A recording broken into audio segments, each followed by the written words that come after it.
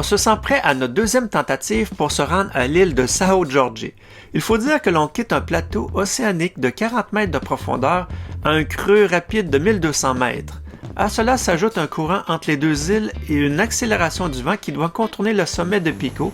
Nous devons passer à travers des eaux agitées le temps d'un quart d'heure.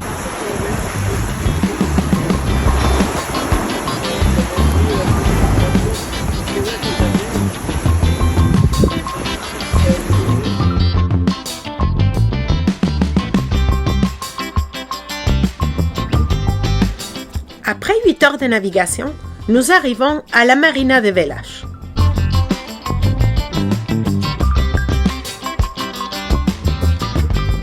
Notre bateau est bien amarré.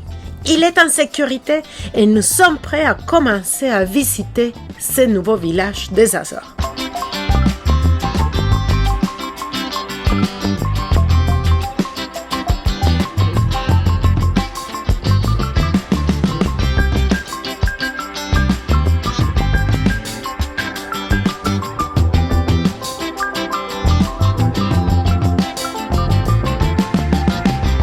Est-ce que vous vous souvenez de ces oiseaux de mer, les kangaroos?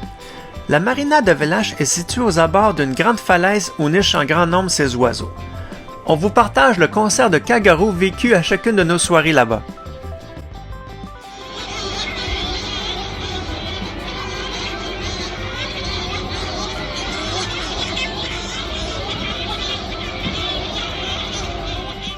Avant de continuer la visite de l'île de Sao Jorge, il faut qu'on vous parle de sa caractéristique unique, les fajas. Explique-nous c'est quoi les fajas, Maria. En fait, à l'époque des explosions de volcans, quand la lave chaude y rentrait en contact avec l'eau de mer qui était plus froide, ça a venu créer des plateaux au bord de falaises. Ces plateaux étaient remplis de minéraux et nutriments. C'est pour ça que pendant plusieurs années, les gens ils les ont utilisés pour les cultiver. Êtes-vous prêt à venir visiter nos coups de cœur de fajas à Sao Jorge? Premièrement, je me demande comment ils faisaient les gens à l'époque pour monter et descendre ces falaises à pied. Peut-être c'était avec des animaux. À nous, ça nous a pris plus que 45 minutes de les descendre en auto. Imaginez-vous avec les épaules remplies de légumes. Après tous ces virages qui nous donnaient plus de mal de mer que le bateau, nous sommes arrivés au centre de la Fajas dos Combres.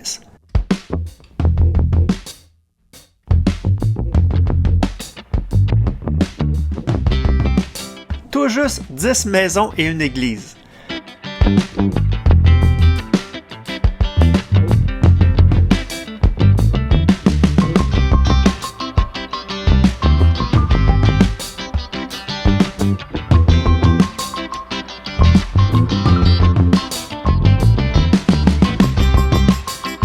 On stationne l'auto et on prend un sentier jusqu'à la prochaine Fajas.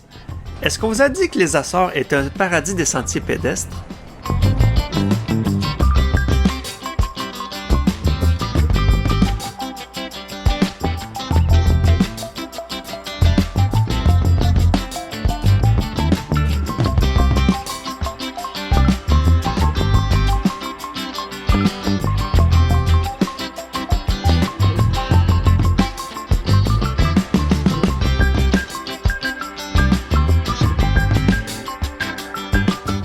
Comme toujours au Sasa, la verdure et des vaches partout.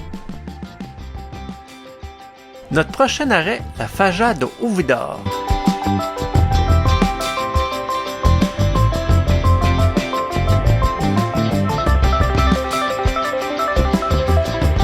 La Faja de Ouvidor est beaucoup plus grande. D'ailleurs, elle a beaucoup plus de maisons. Ça nous a beaucoup surpris que chaque fajas ait un élévateur comme ça pour sortir le bateau des pêcheurs et les mettre en sécurité après leur journée de travail.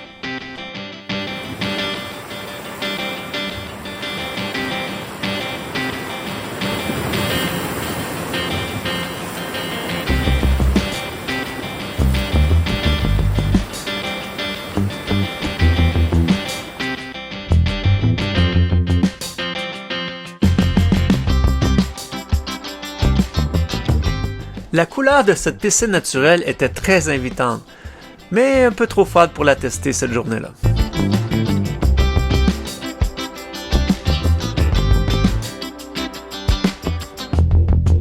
C'est dans l'île de São Jorge qu'on a commencé une activité de géocaching avec Tristan. Et c'est grâce à cette activité que nous avons découvert un sentier à couper le souffle.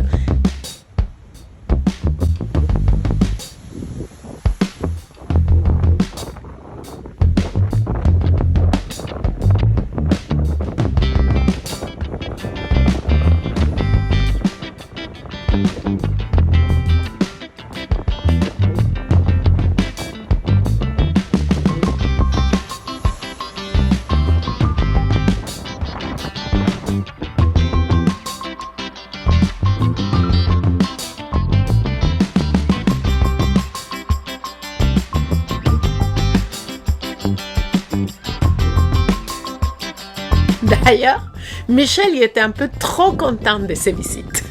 Le mauvais temps annoncé nous a obligés à prendre l'auto pour continuer jusqu'à la prochaine Fajas.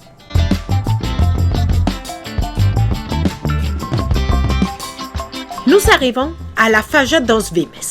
D'ailleurs, c'est ici qu'on trouve une des rares plantations de café de l'Europe. C'est une toute petite production familiale. Ils ont 80 plants qui produisent 600 kilos de café par année. D'ailleurs, le propriétaire les cueille à la main, un par un, pendant que sa femme et sa fille en font la torréfaction à la poêle. À la poêle, hein? Pas à poêle quand même. Ce n'était pas une petite pluie. Avant d'arriver à la Fajas, cette rivière était complètement sèche. On comprend pourquoi aux Açores, la végétation est aussi luxuriante. Tristan nous rappelle que le but de ce voyage n'est pas juste de la randonnée. Aussi, on visite la ville de Topo, à l'extrémité ouest de l'île, en faisant du géocaching. Mission accomplie! C'est pas juste Tristan qui s'amuse. Maria et moi avons eu bien du plaisir.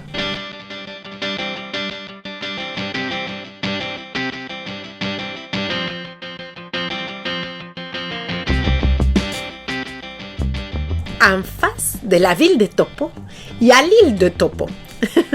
En fait, elle est habitée juste par des vaches et des moutons. Et savez-vous quoi?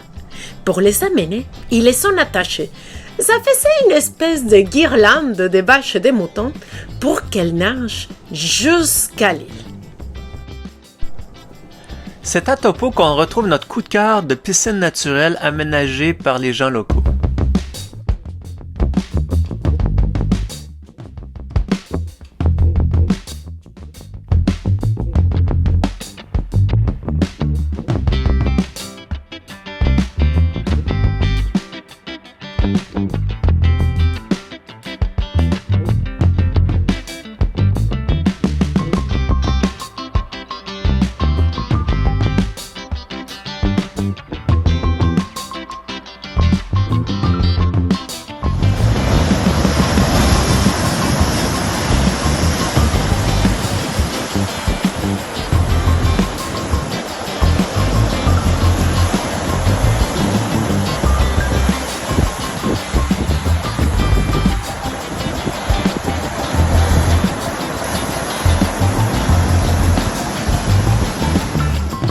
Connaissez-vous l'adage que le monde est petit? C'était quoi la probabilité qu'on découvre un couple de Québécois sur place en dehors des zones touristiques? Eh bien, on en profite pour jaser avec eux et passer une belle après-midi avec Tristan.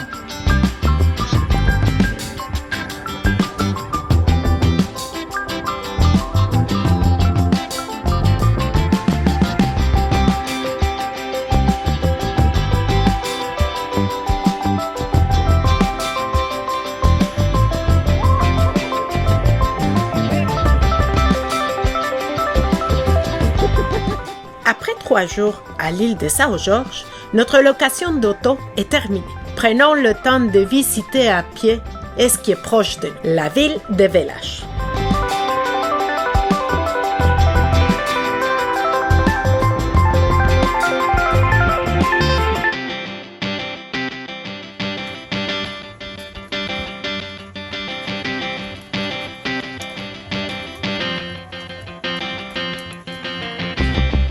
L'avantage aux Açores, c'est qu'il ne faut pas marcher beaucoup pour trouver des paysages à couper le souffle.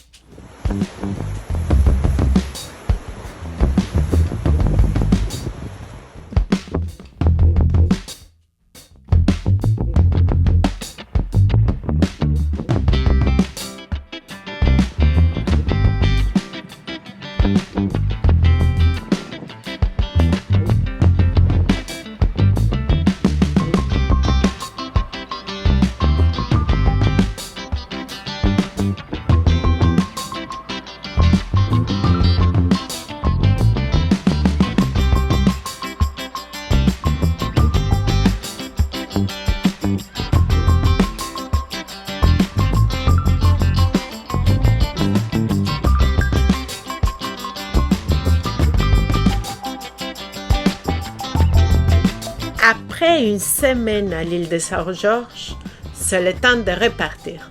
Notre voyage doit continuer. Il faut dire aussi que nous avons accumulé pas mal de géocaches. La clé d'une bonne navigation, c'est la préparation. La veille du départ, on vérifie le vent, la marée, les courants et les hauts fonds pour éviter toute surprise désagréable. Pour notre première heure de navigation, pas de vent, donc pas de courant, pas de vent, on va s'en aller Au moteur? au moteur. Ok, c'est quoi ton point GPS? Donc tu as 38. Nord 38 degrés, 36 minutes, 14 secondes. Mhm, Ouest 28 degrés, mhm, 9 minutes, mhm. 57 secondes. Et là, on va voir la Ça, c'est la première heure, c'est ça? Ça, c'est Waypoint 1.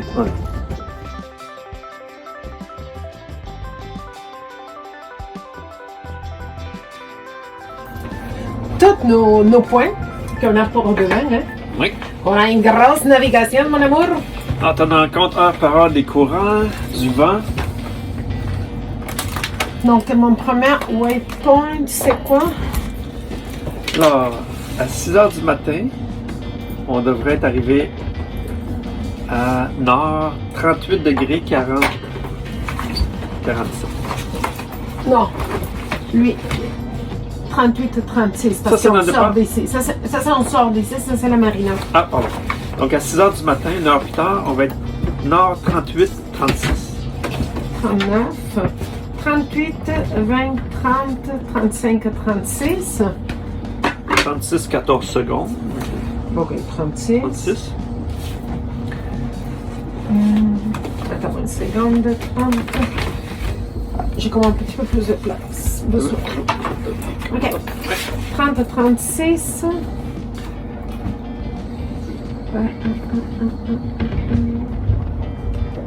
Je n'ai pas assez de règles. Ah, ben prends-toi de l'autre côté de la carte alors. 36, ok. Et ouest 28 9. 28 10. 28, 10. Donc pile poil ici.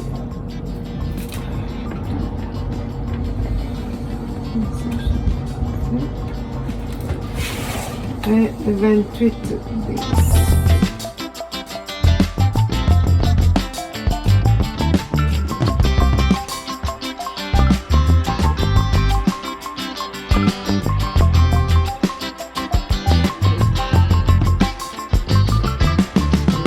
« 3h30 du matin, le réveil sonne. Nous sommes prêts pour commencer une nouvelle navigation. Salut mon amour, Les chéris. c'est quelle heure? Ouais, 4 h du matin. Oui, ça fait une demi-heure que me réveillais. On prépare le bateau. On prépare le bateau. On se prépare pour partir à 5 h du matin pour notre deuxième grande île des Açores. Oui, on s'en va Terceira cette fois-ci. Deuxième étape de notre départ, de notre grand voyage de 6 ans. Ouais, donc Tristan fait dodo. C'est pas pire non plus. Ouais. Donc on vous raconte la suite après. Ouais.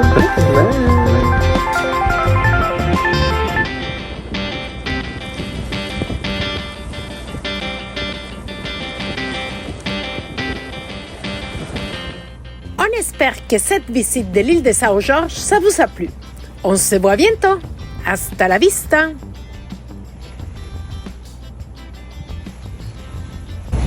Ah, quelle belle matinée. La mer est belle. Il y a plein de visites portugaises. On ne les voit pas trop dans la vidéo, mais elles sont magnifiques. Très dangereuses, mais magnifiques. On vient de voir des dauphins aussi.